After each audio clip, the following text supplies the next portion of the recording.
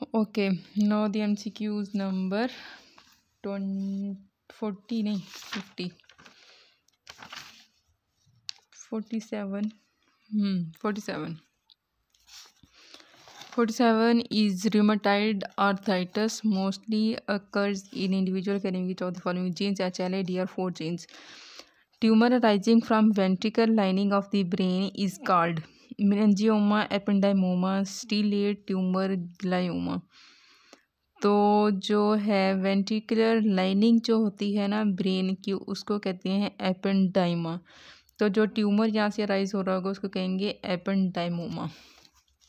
Next is ventricular lining is called ependyma and cells forming it are called ependymal cells. So the tumor arising from this is called ependymoma. Okay. Next is portal vein is formed by the union of which of the following: ascending lumbar vein plus right subcostal vein, superior vena cava plus splenic veins, superior mesenteric vein plus splenic vein, hepatic vein plus superior mesenteric vein. तो portal vein बनेगी, ऊपर से आ रही होगी superior mesenteric vein plus splenic vein. Superior mesenteric vein और splenic vein के combination से बनेगी। Tip hepatobiliary system is very important. Candidate should have good command on all the aspects, candidate must know. तो ये वाला जो टॉपिक है ये इंपॉर्टेंट है। Function of DNA polymerase is synthesis of messenger RNA in 3' to 5' direction. Synthesis DNA in 5' to 3' direction. Synthesis messenger RNA in 5 to 3. Synthesis DNA in 3 to 5. तो इसका क्या काम है? DNA polymerase ने DNA की सिंथेसिस करवानी होती है और ये 5' to 3' के डायरेक्शन में होती है। DNA polymerase are enzymes that synthesize DNA molecules in 5' to 3' direction from deoxyribonucleotides, the building blocks of the DNA. तो ये 5 to 3' के डायरेक्शन में सिंथेसाइज कर रहे होते हैं डीएनए को। These enzymes are essential to DNA replication and usually work in pairs. They create two independent DNA strands forms a single original DNA molecule. In your OPD, a patient has a solid elevated lesion of size less than 0.5 centimeter. What is the most likely lesion? Black है, vesicle, macule, papule. तो ये है papule. Papule में क्या होगा? Size less than 0.5 centimetre, less than 0.5 centimetre का होता है जी पेप्यूल। और ये पेप्यूल जो होगा ये सॉलिड रेज्ड लीजन होगा, हाँ, जिसका साइज होगा लेस देन 0.5। तो इसका एक टेबल दिया हुआ है जिसमें है मैक्यूल के बारे में और पेप्यूल वगैरह इसकी डिटेल बताई हुई है। Macule area of skin change no elevation. Example है pigmentation of the skin infection. Skin infection के बाद पिगमेंटेशन जो हो रही है वो हमारे पास मैक्यूल है। Area of skin change no elevation. Skin change हुई है जिस तरह हमारे पास पिगमेंटेशन हो जाती है तो वो उसको मैक्यूल कहेंगे। पेप्यूल होता है सॉलिड रेज लीजन बट इसका साइज होगा लेस देन 0.5 सेंटीमीटर का और इसकी एग्जाम्पल है लाइकन प्लेनस। नोड्यूल वेजिकल ये रेज्ड होगा बट मोर देन 0. अच्छा, जो नोड्यूल वेजिकल है ये पता नहीं कैसे टेबल जा रहा है। Nodule vesicle raised but more than 0.5 centimetre है और इसके अंदर आ जाएगा नोड्यूलर एक्नी और हर्पीज इन्फेक्शन। बुला circumcised elevated fluid filled less than 0.5 centimetre और बुलस पेम्फिगॉइड इसकी एग्जांपल्स में आ जाएगा। और बुला के बाद पस्ट्यूल्स आ जाते हैं। पस्ट्यूल में पस्ट्यूलर सोरिएसिस आ जाता है और इसके अंदर ये एरियाज होंगे। बस एक हमें पेप्यूल जो उसमें ऑप्शन में पूछा वो पता नहीं चाहिए किसका लेस देन 0.5 सेंटीमीटर साइज होता है। Then which of the 52 MCQs है which of the following are chances of malignancy highest chance of malignancy hyperplasia में, मेटाप्लेजिया में, डिस्प्लेजिया में या हाइपरट्रॉफी में। तो डिस्प्लेजिया के अंदर हाईएस्ट चांस होता है मैलिग्नेंसी का। Response to cellular injury adaptive और मेल अडेप्टिव। हाइपरट्रॉफी क्या होती है, साइज इंक्रीज हो जाती है, हाइपरप्लेजिया में नंबर इंक्रीज होता है, एट्रोफी में साइज डिक्रीज हो जाएगा, मेटाप्लेजिया में चेंज इन टाइप और function of the cells, reversible जो चेंज होता है ना उसकी टाइप या फंक्शन के अंदर उसको कहते हैं मेटाप्लेजिया। और जबकि मेल अडेप्टिव में क्या जाता है, डिस्प्लेजिया। डिस्प्लेजिया में रिवर्सिबल होता है इफ स्टिमुलस रिमूव्ड अर्ली, अगर रिमूव्ड अर्ली तो रिवर्सिबल होगा, अदरवाइज रिवर्सिबल हो जाएगा dysplasia. Anaplasia often characteristic of the malignant focus की एनाप्लेजिया एग्जाम्पल, तो मेल अडेप्टिव में डिस्प्लेजिया और एनाप्लेजिया हो जाएंगे, बाकी सारे एग्जाम्पल्स अडेप्टिव की हैं। Osteophytes and subchondral sclerosis is typically found in rheumatoid arthritis, osteoarthritis, gout, osteonecrosis. तो जो ओस्टियोआर्थराइटिस होगा ना उसके अंदर ओस्टियोफाइट्स बनेंगे जो एक टॉफी की तरह बाहर अपीयरेंस हो जाती है आपके, और सब कॉन्डल स्क्लेरोसिस, ये दोनों चीज़ें ओस्टियोआर्थराइटिस के अंदर प्रेजेंट होती हैं।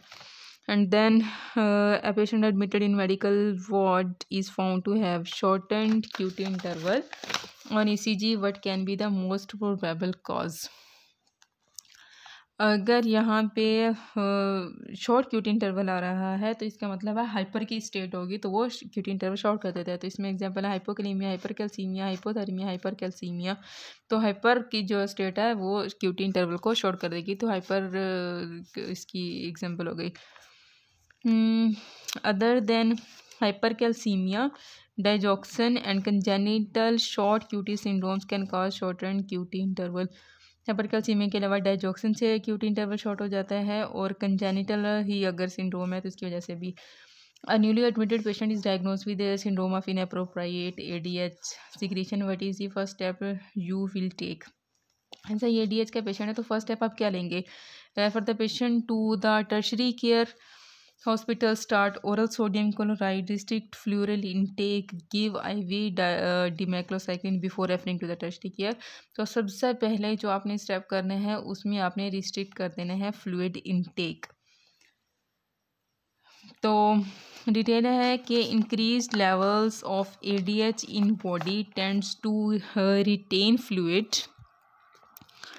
रिटेन करती है फ्लूइड का in body, and calcium is retained to and in turn causes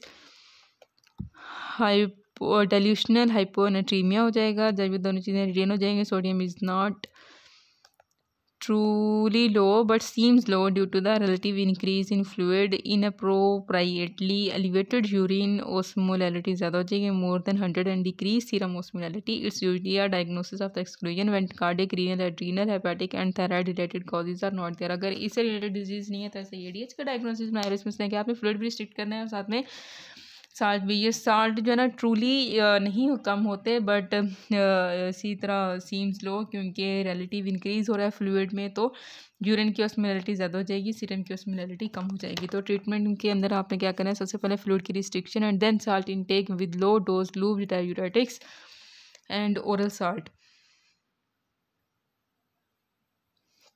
salt intake करनी है क्योंकि कम हो रहा है ना इधर, तो with low dose loop diuretics and oral salt.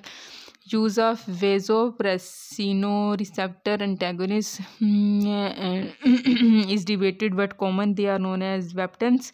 Dimeclocycline can also be used. It has side effect of causing reversible diabetes insipidus. Dimeclocycline भी यूज़ की जा सकती है बट इसकी वजह से reversible diabetes insipidus हो जाता है। The following infective larva cannot penetrate the human skin। तो कौन सा लार्वा ह्यूमन स्किन को नहीं पेनिट्रेट कर सकता है? Filariform of Encyclostoma duodenal,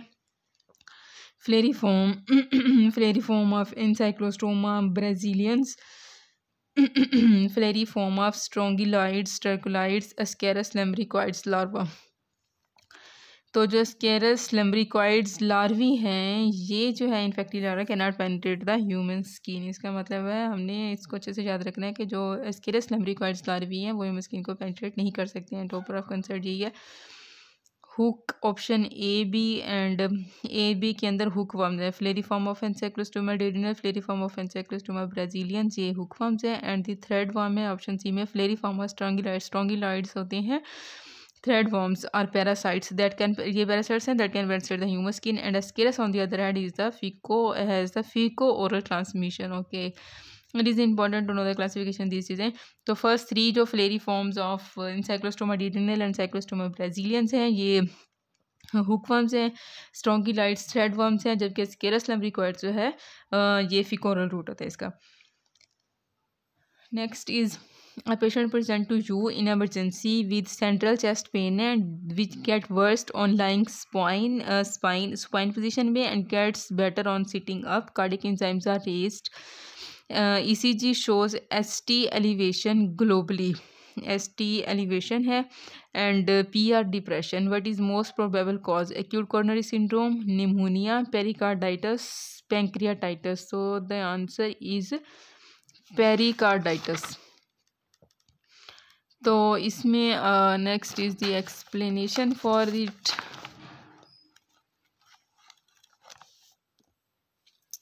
The sign symptoms along with ECG changes in this MCQs is typical for the pericarditis. Keep this statement in mind and you wouldn't miss pericarditis. Also remember to learn complication of an MI with duration at which they happen after MI.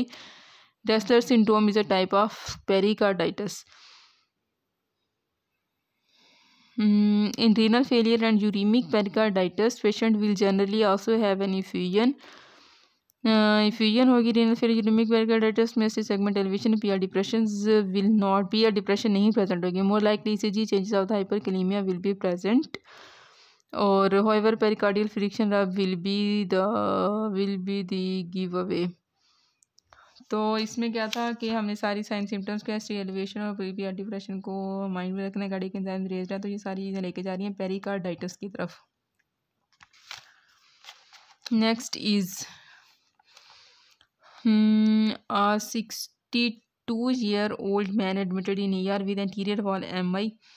Anterior wall MI के साथ patient हमारे पास emergency में आया है। तो 60-year-old man in anterior wall MI, he develops severe shortness of breath and orthopnea the next day. Which drug is best in acute congestive cardiac failure? Acute congestive cardiac failure में कौन सी drug is best? Furosemide, spironolactone, digoxin AC inhibitors. तो furosemide जो होती है वो acute CCF में देते हैं।